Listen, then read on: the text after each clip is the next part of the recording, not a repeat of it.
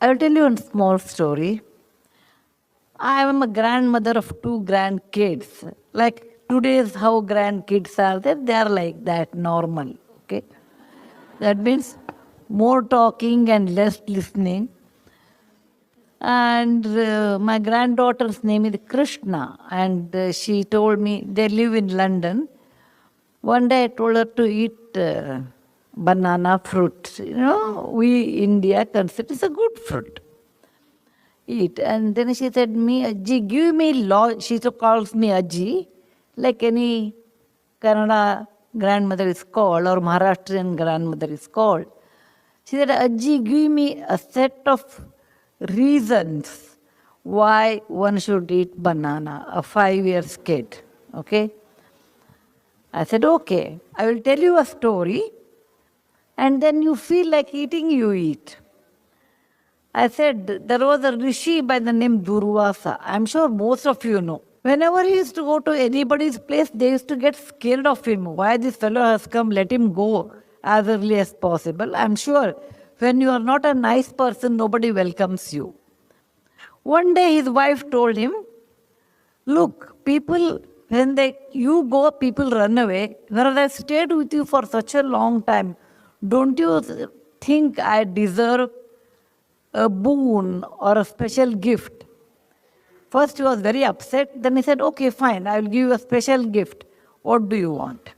She said, I want a fruit which is not grown in Devaloka or up above heaven, which is grown on the earth. Yet it should be used to worship God. B, it should flower once a year and it should not have any seeds. C, all parts of that tree should be used in cooking. D, it should give fruits only once in a year and the fruit should be not messy kind, not like a mango or apple. And such fruit, without giving that to God, the puja will be incomplete. He said, okay. He made a tree and gave the fruit to the god, and then he called that, her name was Kadali, so he called that fruit the Kadali Phala. Kadali in Sanskrit became banana in English later.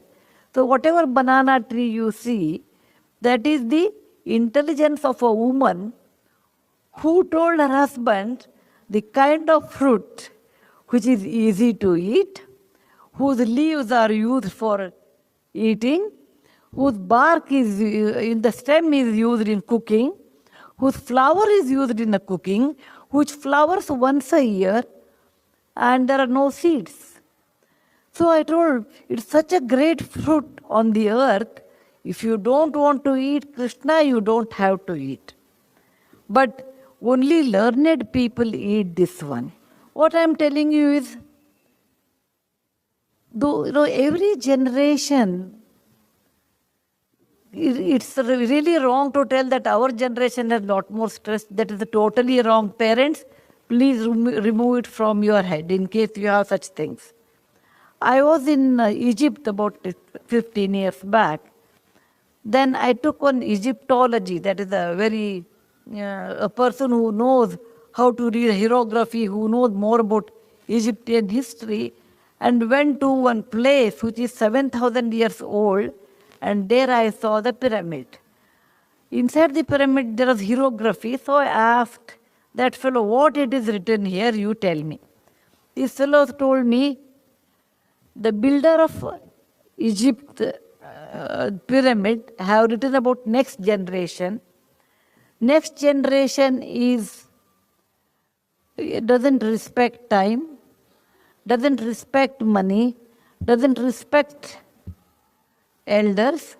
They have less common sense, they are less hardworking. I really do not know how they will survive. Suddenly I felt like, my parents talking to me like that.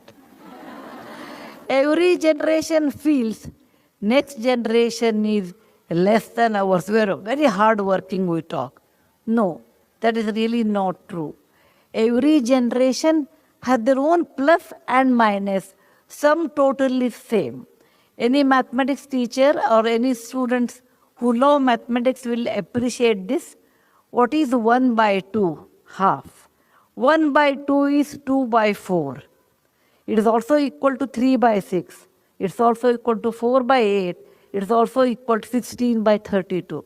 The moment I say 1 by 2 and 16 by 32, 16 is a huge number, 1 is small, but the ratio remains the same.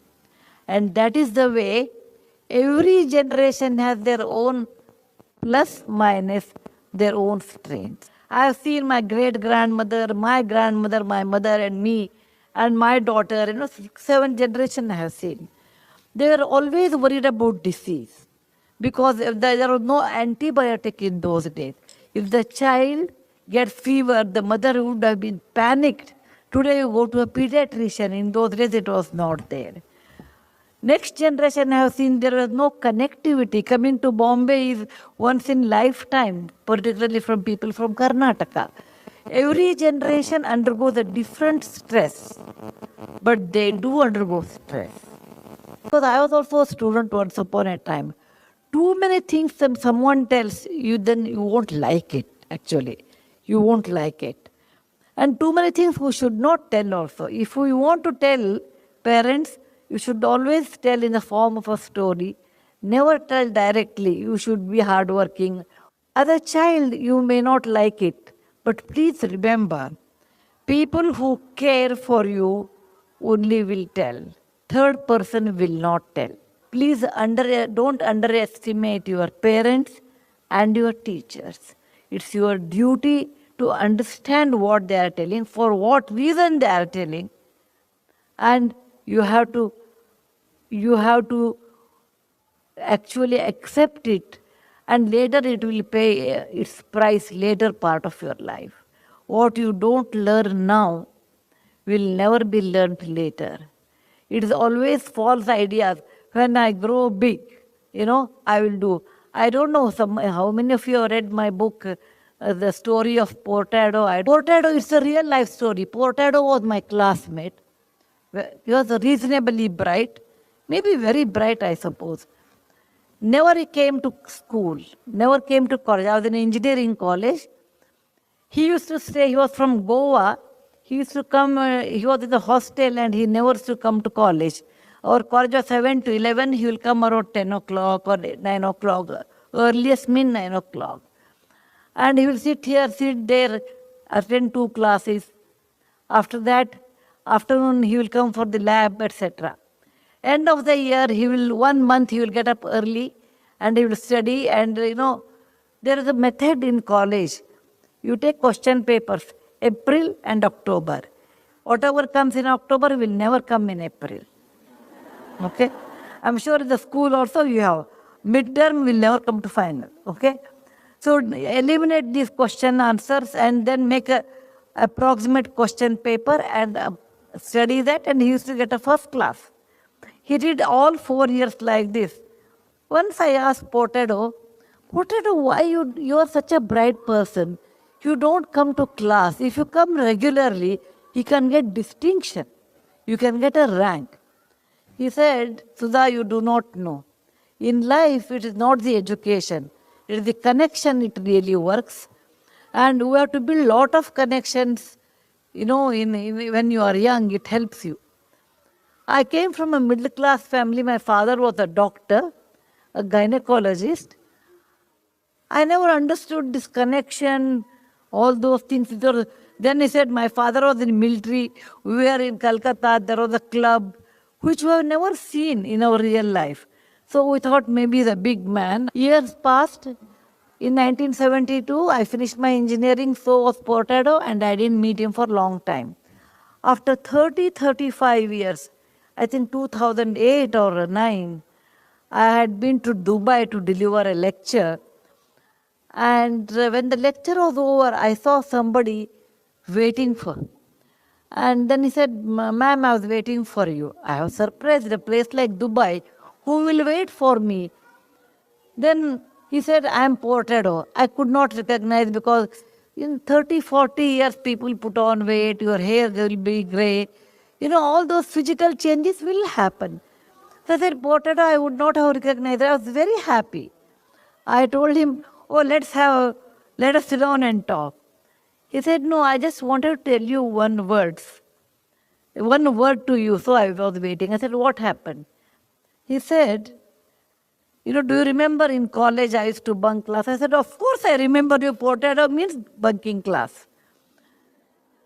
He said, I used to bunk class and I joined a job, and because in those days, the moment you have BE, you used to get job in my time. And my bosses came to know that, my subordinates came to know that I don't have knowledge. Getting a first class marks are different than knowledge. Please remember, parents, your children should be in the pursuit of knowledge than the marks. Though it's a competitive examination, I agree. It is a competitive world. It is a competitive world. Competition is 1,000 times or 10,000 times more than what time I had. But with all those things, the knowledge which always helps you than your marks in real life. So he said, I got marks, but I did not have knowledge. Once the subordinates know that you don't have knowledge, they don't respect you. Once the boss knows you don't have knowledge, then he wants a reason to kick you out. I was kicked out from one job, then I took a second job, and I was so much used to getting up 9 in the morning, I'll go late to the office. I was kicked out there also. Over a period of time, I couldn't get job anywhere. And now I have a job as a manager job or a smaller job in Dubai. And I said, what about your family? He said, I have 2 daughters. I left them in Chennai to study. I said, what? He said, yes, I want they should study well. They should not become like me. I just waited for you to tell Sudha one thing. When we were young, I used to make fun of you. He used to tell me, you are like a running race horse, because the horse will see neither left nor right, it runs. So anyway, you always were academic and we used to make fun of you. Today, when we called you nerd, and I thought I was very smart, today I feel you are successful and I wasted my life. I just wanted to tell you, if you don't discipline when you are school or in college, you pay a heavy price in later part of your life. Discipline, like coming up in a proper way, writing properly, okay, talking properly, communicating properly, respecting people properly, this really helps a long way in your life. So I don't want you should be like potato, regretting in your old age. You should remember that to be successful in life, there is no shortcut. The only method is hard work and straight way. And that you have to do. Thank you very much for giving me an opportunity to address both of you. And in case you have any questions in my limited knowledge, and my answers are highly subjective. Okay? It is not, from any group theory I have taken. I will try to answer. Thank you once again.